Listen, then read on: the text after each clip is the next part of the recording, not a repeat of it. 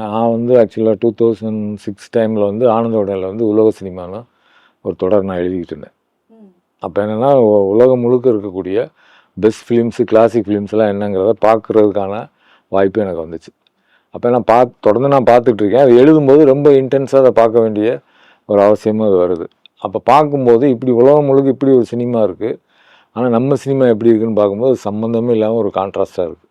ஏன்னா நம்ம ஒரு பொழுதுபோக்குக்காக ஒரு படம் எடுக்கிறோம். நம்ம ஹாலிவுட்டை வந்து அப்படியே பின்பற்றி ஹாலிவுட் பாணியில் அதே மாதிரி ட்ரெஸ் பண்ணுறோம், அதே மாதிரி லொக்கேஷன் பண்ணுறோம், அதே மாதிரி ஆக்ஷன் பண்ணுறோம். பாட்டு மட்டும் இங்கே இல்லை, நம்ம பாட்டை நம்ம சேர்த்துக்கிட்டோம். அப்போது ஆடியன்ஸை என்டர்டெயின் பண்ணுறதுக்கு நம்ம பயன்படுத்துகிற மெத்தடு என்ன அப்படின்னா ஹாலிவுட்டோட மெத்தடு.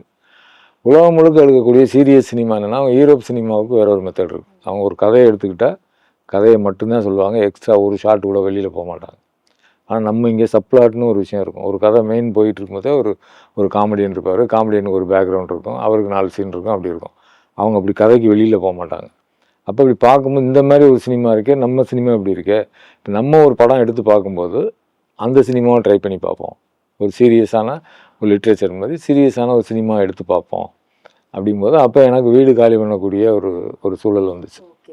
அப்போ நான் வீடு தேடி நான் அலைஞ்சிக்கிட்டே இருக்கேன். அப்போ இந்த படம் உலக சினிமா நான் எழுதிக்கிட்டு இருக்கேன், இந்த பக்கம் ஒரு பக்கம் அலைஞ்சிக்கிட்டு இருக்கேன். இப்போ நான் சனிக்கிழமை ஆச்சுன்னா ஆனந்த விகடனுக்கு நான் வந்து உலக சினிமா கொடுக்கணும். ஆனால் சனிக்கிழமை வெள்ளிக்கிழமை எல்லாமே நான் வந்து வெள்ளிக்கிழமை வந்து அப்போ ஃப்ரீ ஆட்ஸ்னு ஒன்று வரும். அந்த ஃப்ரீ ஆட்ஸில் பார்த்து 10-11 மணிக்குள்ளே போய் நீங்கள் வீடியோ ஃபிக்ஸ் பண்ணால் தான் முடியும். அங்கே போனால் 10 பேர் வரிசையில் நிற்பாங்க, எல்லோரும் ஃப்ரீயாக கையில் வச்சுக்கிட்டு. ஸோ எனக்கு இந்த எக்ஸ்பீரியன்ஸ் நல்லா இருக்கே, இதை ஒரு படமாக பண்ண முடியுமான்னு அந்த இடத்துல ஒரு தாட் வந்துச்சு.